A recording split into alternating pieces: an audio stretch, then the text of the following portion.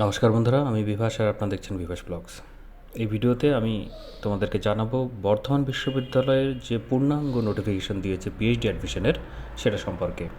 আমার প্রিভিয়াস ভিডিওতে আমি জানিয়েছিলাম যে তারা যখন পূর্ণাঙ্গ নোটিশটি জারি করবে তাদের ওয়েবসাইটে, দেখতে পাচ্ছ এখানে, তখন আমি আবার তোমাদেরকে অ্যাপ্লাইটা কীভাবে করতে হবে, কি কি তারা চেয়েছে সমস্ত ডিটেলস নিয়ে আবার ভিডিও নিয়ে আসবো। তো সেই মতোই আজকের এই ভিডিও।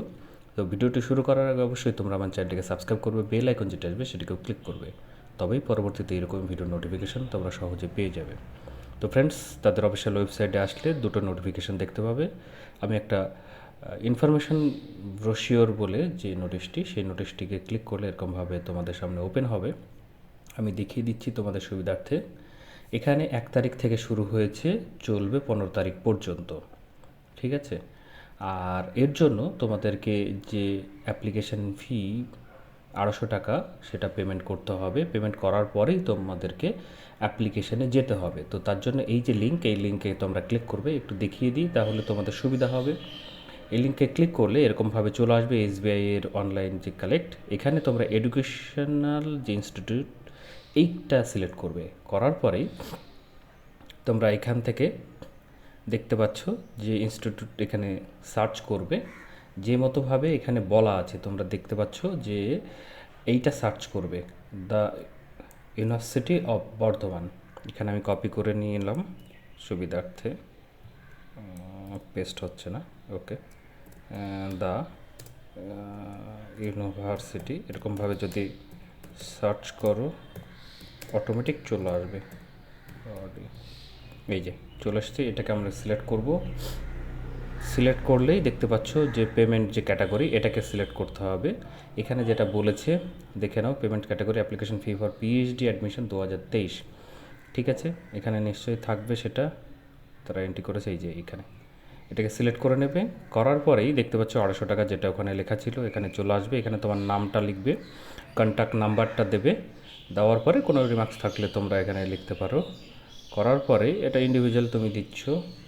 এখানে ডেট অফ বার্থ আরও ডিটেলস তোমাদেরকে দিতে হবে, কারণ এখানে ম্যান্ডেটারি আছে, এটা তোমাদেরকে ফিল আপ করতে হবে। ইমেল আইডিটা দেবে, মোবাইল নাম্বার দেবে, আরও অথেন্টিক হবে। তারপর এখানে টিক দেবে। দেওয়ার পরে যে ক্যাপচাটা থাকবে এখানে অন্য এসেছে, তোমাদের কাছে আলাদা আসবে।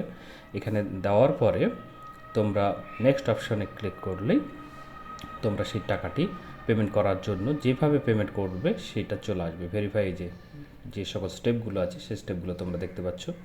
পেমেন্ট ডিটেলস আকারে পেমেন্ট যে রিসিপ্ট সেটা তোমরা পিডিএফ আকারে পেয়ে যাবে।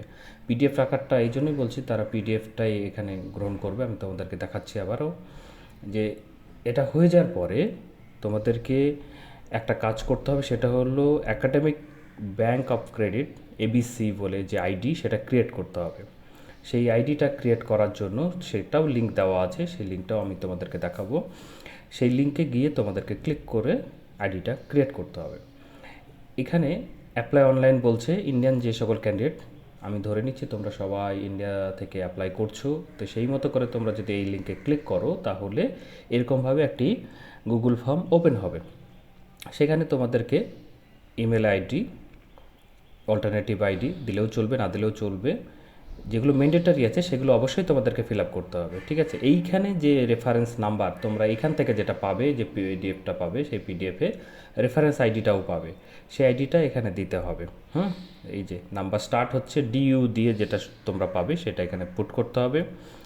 তারপরে কোন তারিখে তুমি টাকাটা পেমেন্ট করলে সেটা এখানে জানাতে হবে, এখানে সিলেক্ট করে নেবে। তারপরে এখানে সেই পিডিএফটি আপলোড করবে, ফাইলটি, যে পিডিএফটি তোমরা টাকা জমা দেওয়ার সময় পেয়েছো, ঠিক আছে। তারপরে এখানে সিলেক্ট প্রোগ্রাম, এখানে দেখো 3 ধরনের আছে, তোমরা পিইডিকে সিলেক্ট করবে। করার পরে এখানে কোন সাবজেক্ট অ্যাপ্লাই করছো, আমি এখানে একটা বাংলা সাবজেক্টকে সিলেক্ট করে রেখেছি। তোমাদের যে সাবজেক্ট হবে সেই সাবজেক্টটিকে তোমরা এখানে সিলেক্ট করবে, ওকে। তারপরে এখানে তোমার নাম ক্যাপিটাল লেটারে লিখবে, বাবার নামও ক্যাপিটাল লেটারে লিখবে, মায়ের নামও ক্যাপিটাল লেটারে লিখবে, ডেট অফ বার্থ দেবে, জেন্ডারটা এখানে সিলেক্ট করবে। দেখতে পাচ্ছ 3 ধরনের আছে, সেখান থেকে সিলেক্ট করে নেবে। ম্যারিটাল স্ট্যাটাস আছে, যেটা তোমরা বিলং করো সেটা সিলেক্ট করে নেবে। করার পরে রিলিজিয়ান আছে, সেটাও তোমরা সিলেক্ট করবে। করার পরে অন্যান্য যদি কিছু থাকে রিলিজিয়ান পারপাসে সেটাকে তোমরা এখানে পুট করতে পারো। এখানে আদার্স বলে অপশান আছে নিশ্চয়ই, হ্যাঁ আদার্স করে তারপরে এখানে তোমরা সেটাকে পুট করবে নামটা। ন্যাশনালিটি অবশ্যই ইন্ডিয়ানটা সিলেক্ট করে নেবে। এবার হচ্ছে প্রেজেন্ট অ্যাড্রেসটা দেবে, পারমানেন্ট অ্যাড্রেস দেবে। এখানে ক্যাটাগরি যদি থাকে, ক্যাটাগরিতে বিলং করো তাহলে এটা দেবে, সিলেক্ট করবে। আর না হলে এখানে যদি আমি এসসি সিলেক্ট করি তাহলে অবশ্যই আমাকে এসসি এসটি বা ওবিসি বি ক্যাটাগরির যে সকল সার্টিফিকেট আছে সেই সার্টিফিকেটটা পিডিএফ আকারে এখানে আমাকে আপলোড করতে হবে, ঠিক আছে? তো সেটা তোমরা এখানে করবে নিশ্চয়ই। এবং ডিফারেন্ট এবল যদি হও তাহলে ইয়েস করবে, আর যদি না হও তাহলে নো করবে। এখানে ইয়েস করলে অবশ্যই তোমাকে সেটা জানাতে হবে যে কোন ক্যাটাগরি তুমি ডিসেবিলিটি বিলং করো, সেটাকে এখানে সিলেক্ট করতে হবে, ঠিক আছে? স্পেসিফিক আদার্স লিখলে এর মধ্যে যদি না পড়ে তাহলে আদার্স করবে, আদার্স করার পরে এখানে স্পেসিফিকভাবে নামটা তোমরা টাইপ করতে হবে। তারপরে তার একটা পিডিএফ আকারের সার্টিফিকেট তোমাদেরকে এখানে আপলোড করতে হবে। ইডব্লিউএস ক্যাটাগরি যারা আছো তারা ইয়েস করবে, আর যদি না হয় তাহলে নো করে দেবে। ইয়েস করলে অবশ্যই তাদেরকে সেই সার্টিফিকেটও আপলোড করতে হবে পিডিএফ ফরম্যাটে। অ্যানুয়াল ইনকাম এখানে তোমাদেরকে জানাতে হবে কত অ্যানুয়াল ইনকাম, এবং কন্ট্যাক্ট নাম্বারটা এখানে দেবে। হোয়াটসঅ্যাপ নাম্বারটা চাইলে দিতে পারো, না হলে ম্যান্ডেটরি নেই। আধার কার্ডও ম্যান্ডেটরি নেই, চাইলে দিতে পারো। অ্যাকাডেমিক যে ক্রেডিট কার্ডের কথা বলছিলাম, অ্যাকাডেমিক যে ক্রেডিট আইডি, সেটা তোমরা এখানে ক্রিয়েট করতে পারো। এখানে তোমরা লিঙ্ক দেওয়া আছে, এখানে ক্লিক করবে, করলেই তাদের যে অফিসিয়াল ওয়েবসাইট abc.government.in সেখানে গিয়ে তোমরা অ্যাকাউন্টটিকে ক্রিয়েট করতে পারো।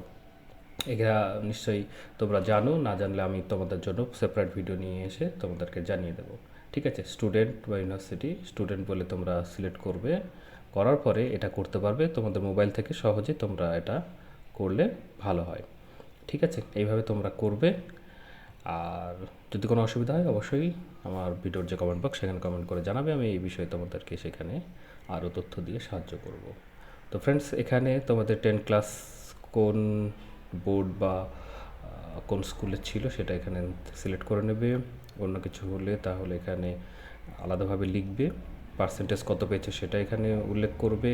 তার পরিপ্রেক্ষিতে পিডিএফ একটা ফাইল আপলোড করবে, মার্কশিট। এখানে 12 স্ট্যান্ডার্ডে কী ছিল সেটাকে এখান থেকে সিলেক্ট করবে, সিবিএসসি বোর্ড না ডব্লিউবি বোর্ড সেটা সিলেক্ট করে নেবে। এখানে আদার্স হলে তার একটা পুট করবে, পার্সেন্টেজ এখানে দেবে, এখানে ফাইলটি দেবে। তারপরে এখানে যে ইউজি যেটা করেছো বর্ধমান ইউনিভার্সিটি থেকে না আদার্স, সে আদার্স যদি হয় তাহলে আদার্সের এখানে নাম উল্লেখ করবে, আর বর্ধমান হলে বর্ধমানটাকে সিলেক্ট করে নেবে। তারপরে রেজিস্ট্রেশন নাম্বারটা ইউজির সেটা বর্ধমান যারা ইউনিভার্সিটির তারা এখানে পুট করবে, আর যারা রেজিস্ট্রেশন বর্ধমানের দুটো একই মনে হচ্ছে, রেজিস্ট্রেশন ইয়ার, আচ্ছা ইয়ার যদি বর্ধমানের হয় তাহলে এটাই একসঙ্গে দিয়ে দেবে, যদি না হয় তাহলে তো দেওয়ার দরকার নেই, ম্যান্ডেটরি নয় এই জন্য। এছাড়াও ইউজির যে ইকুইভ্যালেন্ট পার্সেন্টেজ সেটা এখানে উল্লেখ করতে হবে, এখানে আপলোড করতে হবে ফাইলটি, ফাইনাল মার্কশিটটি। এখানে পোস্ট গ্রাজুয়েট লেভেল কোথা থেকে করেছে সেটা উল্লেখ করতে হবে। করার পরে তার রেজিস্ট্রেশন নাম্বারটা এখানে দিতে হবে যদি বর্ধমান ইউনিভার্সিটির হয়ে থাকে। এছাড়াও পার্সেন্টেজ উল্লেখ করতে হবে, স্ক্যান কপি এখানে জমা করতে হবে, আপলোড। এবং এমফিল পিএইচডি যদি থাকে এমফিলের জন্য এখান থেকে কোথা থেকে করেছো সেটা এখান থেকে সিলেক্ট করবে, যদি না হয় তাহলে নট অ্যাপ্লিকেবল বলে এটা সিলেক্ট করে নেবে। আপলোড করবে স্ক্যান কপি মার্কশিট এমফিলের, অবশ্যই যদি এমফিল যদি তুমি দিয়ে থাকো তবে এখানে আপলোড করতে হবে, না হলে দরকার নেই। এছাড়াও নেট সেট গেট যদি কোয়ালিফাই করে থাকো তাহলে এটা সিলেক্ট করবে, তোমরা কি কোয়ালিফাই করেছো নেট এলএস না নেট জেআরএফ। এখান থেকে সবগুলো সিলেক্ট হচ্ছে, কিন্তু যে কোনো একটা সিলেক্ট করতে পারো, ঠিক আছে? তোমরা দুটোও পেতে পারো, সেটার জন্য এটা সিলেক্ট করার অপশন দেওয়া আছে, ঠিক আছে? এটা স্ক্যান কপি তোমাদেরকে আপলোড করতে হবে। যদি এমপ্লয়েড হয়ে থাকো তাহলে ইয়েস, আর যদি না হয় তাহলে নো করবে। তার পরিপ্রেক্ষিতে তোমার অর্গানাইজেশন কোথায় তুমি কাজ করো সেটা উল্লেখ করতে হবে, ডেজিগনেশন কী হিসেবে কাজ করো, সেটা কবে জয়েন করেছো, সেটাকে সার্ভিসের এত তারিখে তোমাদের কত হচ্ছে, কত বছর হচ্ছে সেটা উল্লেখ করবে। এনওসি অবশ্যই যারা সার্ভিস করে তাদের এনওসি লাগবে। সেই এনওসির কপিটাকে পিডিএফ আকারে এখানে আপলোড করতে হবে। কোন এরিয়া বেসিসে তোমরা কাজ করতে চাও, বেঙ্গলে তো ওপেন আছে, আমি ওই ফর্ম যেটা নোটিশ সেটা দেখালে বুঝতে পারতে। এখানে বেঙ্গলি আমি যেহেতু সিলেক্ট করেছিলাম সেহেতু এখানে বেঙ্গলিটাকে সিলেক্ট করতে হবে। পাসপোর্ট সাইজের যে ফটোগ্রাফ সেটাকে মাপ করে এখানে আপলোড করবে, স্ক্যান কপিটাকে আপলোড করবে সিগনেচারের, তারপর ডিক্লারেশনে ইয়েস করে এখানে সাবমিট করলেই ফর্মটি চলে যাবে, তোমার মেলেও একটা কপি তোমরা পেয়ে যাবে। ঠিক আছে, এবার এসো যে যে এলিজিবিলিটি, আমার প্রত্যেকটা ভিডিওতে পিএইচডি সংক্রান্ত আমার ওয়েবসাইট, আমার যে চ্যানেলে যাবে, চ্যানেলে গেলেই তোমরা পেয়ে যাবে, সেখানে 55% মার্কস দরকার এলিজিবিলিটি হিসেবে। আর যারা ক্যাটাগরিতে বিলং করে তারা 5% রিল্যাক্সেশন পাবে।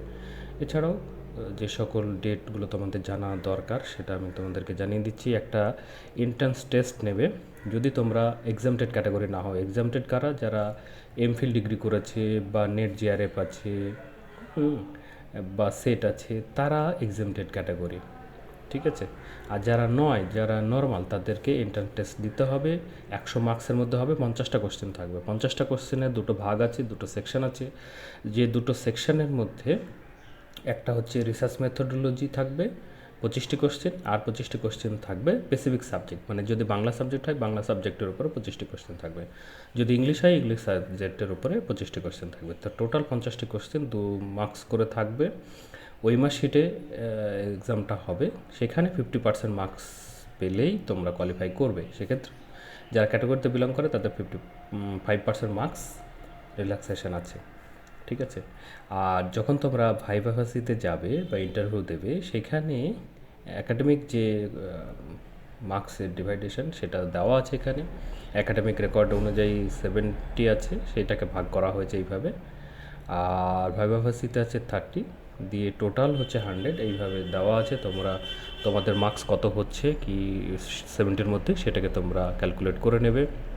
ঠিক আছে, আর যে সিট বিভাজন সেটা দেখানোর আগে দেখাই তোমাদেরকে যে ডেট। আগেই বলেছি 1 মে থেকে 15 মে পর্যন্ত তোমরা অ্যাপ্লাই করতে পারবে। প্রফেশনাল লিস্ট তারা 24 মে দেবে, ডাউনলোড করতে পারবে। যারা রিটার্ন টেস্ট দেবে তারা 27 মে ডাউনলোড করতে পারবে অ্যাডমিট কার্ড। রিটার্ন টেস্টের জন্য ডেট ধার্য করা আছে 29 এবং 30 মে। ঠিক আছে, সায়েন্স এবং আর্টস হয়তো আলাদা করবে, তার জন্য এই ডেট দুটো, সেটা তোমরা পরবর্তীতে জানতে পারবে। প্রফেশনাল মেরিট লিস্ট যারা ইন্টারভিউ দেওয়ার জন্য সেটা 21 জুন জারি করবে। আর ডাউনলোড করতে পারবে ফাইনাল যে ইন্টারভিউয়ের অ্যাডমিট কার্ড, সেটা 23 জুন। ঠিক আছে, আর date of final interview including যে স্টেট ফান্ড ফেলোশিপ সেটাও 25 টু 28 জুন পর্যন্ত হবে। প্রফেশনাল মেরিট লিস্ট পাবলিশ করবে 5 জুলাই এবং কাউন্সেলিং হবে অ্যাডমিশনের জন্য 8 থেকে 10 তারিখ পর্যন্ত। পেমেন্ট করবে অ্যাডমিশনের যে ফিস সেটা 11 থেকে 13 জুলাই, আর ক্লাস শুরু হবে 15 জুলাই। ঠিক আছে, যখন ভেরিফিকেশন তার পরবর্তীতে হবে 15 থেকে 18 জুলাইয়ের মধ্যে। তো তোমরা ডেটটা জেনে গেলে তো অবশ্যই তোমরা দেখে নেবে অ্যাপ্লাই করার সময়তেই। আর যে সিট, সেই সিটকে ভাগ করা আছে এইভাবে, তোমাদের সুবিধার্থে দেখে নাও একটু। এবং নোটিশটি আমার যে ভিডিওর ডেসক্রিপশন বক্স, সেখানে লিঙ্ক দেওয়া থাকবে, সহজে তোমরা লিঙ্কে ক্লিক করে দেখে নিতে পারবে। ঠিক আছে, এ হচ্ছে মোটামুটি যেগুলো তোমাদের জানার দরকার। আর যদি আরও কিছু জানতে চাও তো অবশ্যই তোমরা আমার যে কমেন্ট বক্স, সেই কমেন্ট বক্সে কমেন্ট করলে আমি এই বিষয়ে তোমাদেরকে আরও তথ্য দিয়ে সাহায্য করব। তো ফ্রেন্ডস, এই ভিডিওটা একটু লম্বা হয়ে গেল, তো পরবর্তীতে এরকম ভিডিও নিয়ে আসার জন্য অবশ্যই তোমরা আমার চ্যানেলটিকে সাবস্ক্রাইব করবে, আর এই ভিডিওটিকে লাইক করো এবং শেয়ার অবশ্যই করো। ধন্যবাদ।